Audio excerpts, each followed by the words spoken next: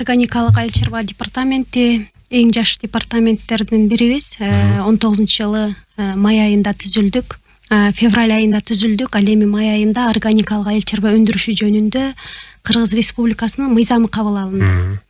Мына ошол күндөн тарта биздин департамент мамлекеттик саясатка аралашып, мамлекеттик иймен органикалык айыл чарбасы боюнча иш алып барып баштадык. Буга чейин бизде департамент Кыргыз агробио борбору болгон. Ошол эле кезде биздин аткарчу иштерибиз ошол эле органикалык айыл чарбасына байланыштуу болгон. Бардык өсүмдүктөрдү биологиялык коргоо же болбосо ошол эле дыйкан фермерлерге химиясыз, синтетикалык заттарды колдонбостон таза азык өндүрүүнү үйрөтүп келгенбиз да.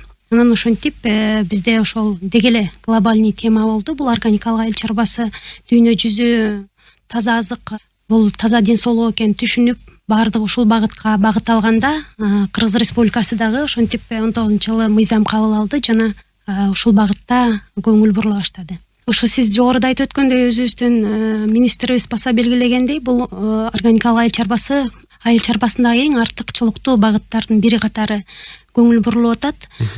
Жана ушул багытта биз эл аралык деңгээлге чыга аларыбызды же болбосо коңшу өлкөлөрдө атаандаштыкка ушул багытта гана чыга аларыбызды биз байкадык.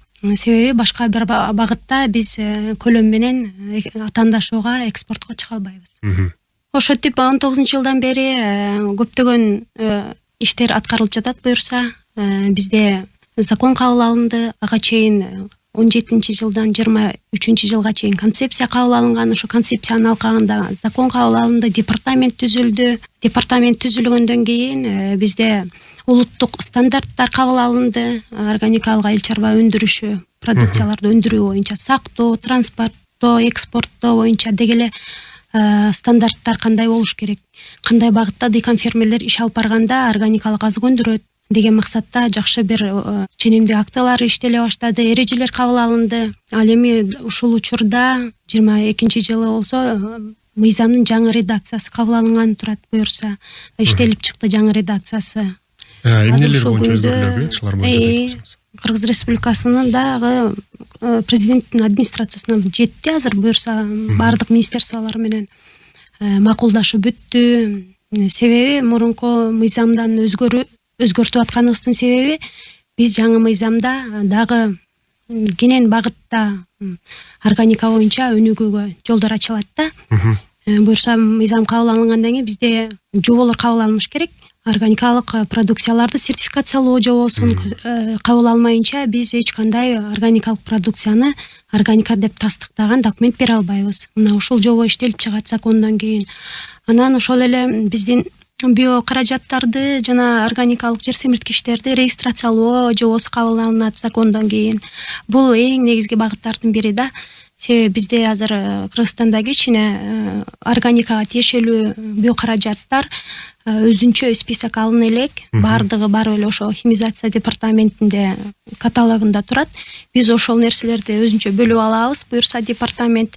Анан дыйкандарга дагы стандарт менен иштөөдө ошол биздин список, перечень био каражаттардын списогу болгон өзүнчө документ болот, каталог болот. Ошол жерден анан колдонууга багыт бергенге же өзүбүз ошол бардык келген импорттон дагы сөзсүз келиш керек био каражаттар. Себеби биздин өзүбүздө Кыргызстанда өндүрүш бар. Мен жана биотехнологиянын башкармалыктын жетекчисимин деп атпайбы. Биздин именно башкармалык ошол био каражаттарды өндүрүү боюнча же болбосо өндүрүш боюнча иш алып барабыз да. Биздин өндүрүштөн сырткары дагы көптөгөн өсүмдүктөрдү же болбосо малдарды коргой турган бизге био каражаттар жетишсиз болот. Ошол себептен импорттон келген бардык каражаттарды биз өзүбүзгө кабыл алып, списокко киргизип, эң алгач сыноодон өткөрүшүбүз керек.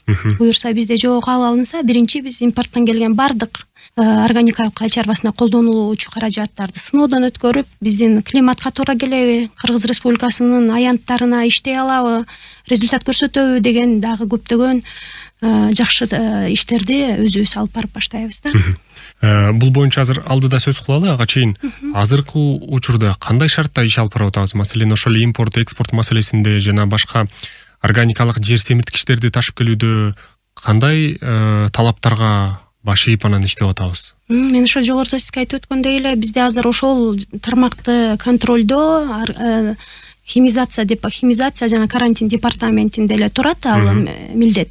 Алар бизде келген бардык ошо органикалык жер семирткичтер болобу же органикалык бир средстволор болобу зыянкечтерге каршы или витаминдер топтому болгон органикалык жер семирткичтер болобу бардыгын ошол химизациянын каталогунан списокко кирип анан Кыргыз Республикасында иш алып барып жатышат же болбосо ошол биздин жеке ишкерлер Кыргызстандагы дыйкандарга сатып атышат да.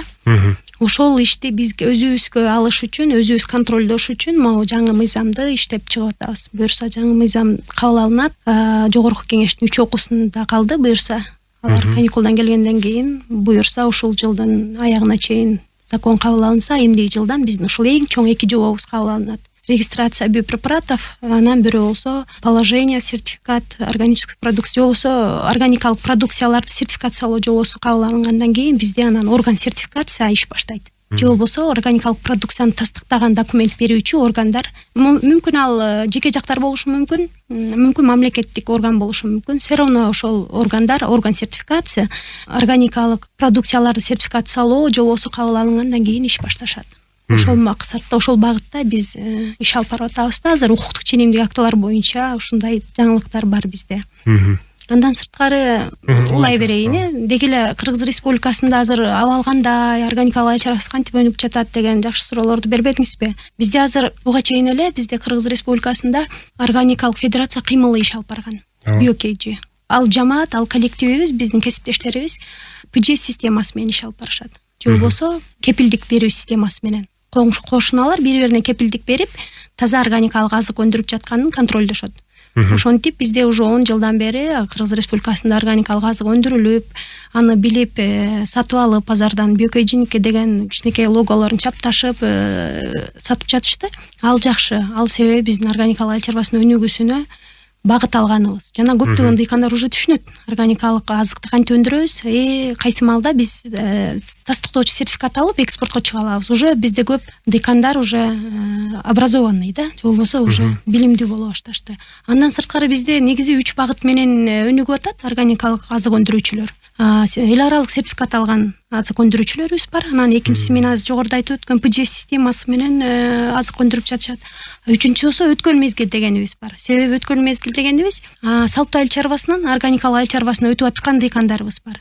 Алар именно биз департамент менен чогуу келип атышат да. Себеби биз департамент болуп түзүлгөн жылдардан кийин биз пилоттук чарбаларды уюштурдук. Анан пилоттук аймактарды уюштурдук. 22-жылы керек болсо бир район, селый район, биз органикалык район болобуз деп өздөрүнүн каалоосу менен кайрылып, районду уже биз өзүбүз контролго алып баштадык. Ошентип 3 багытта органикалык азык өндүрүүчүлөрдүн тобу чыкты. Эл аралык сертификат алгандар деген түшүнүктүү. Алар европалык же болбосо турецкий же болбосо россиялык орган сертификациядан тастыктоочу сертификаттарды алышты.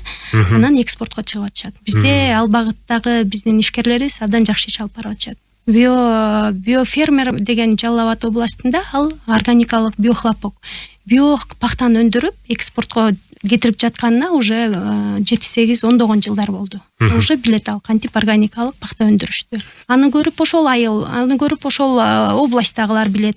Ушинтип бизде Кыргыз Республикасы өзү дагы негизи органикалык айыл чарбасына өтүүгө жакынбыз. Себеби бизде чоң абаны булгаган, же болбосо жерди булгаган чоң завод, фабрикалар жок. Ошол себептен бизде жерибиз өзү бир 50% таза эле.